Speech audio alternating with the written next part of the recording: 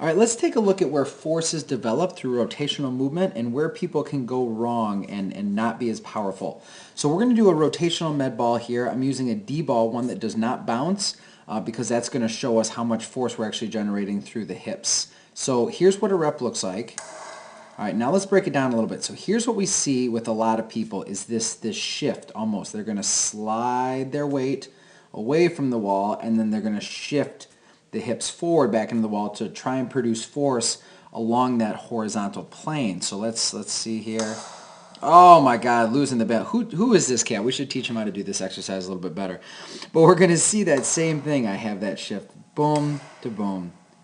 Now, when I do that, I'm actually losing a lot of power because the ground is where we generate most of our power. So think of a squat jump. As I push down into the ground pushes back up into me, and that's what propels me off the ground. So if I'm not hitting a down and up motion while trying to rotate, I'm leaving my most powerful movements on the table, and I'm losing a whole lot of power. So the challenge and the trick becomes using this down and up motion and starting to produce force that goes from left to right. So here's how we do that.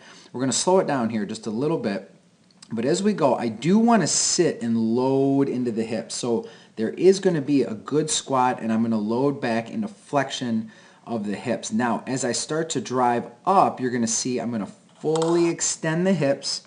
So the hips come into full extension, but then I'm also going to pivot and rotate my back foot, but then I'm going to try and keep that leg nice and long, and that's where my directional force comes in. As I push down through that straight leg into the ground is going to exert a force coming back up, and now that's going to give me some more direction to that movement.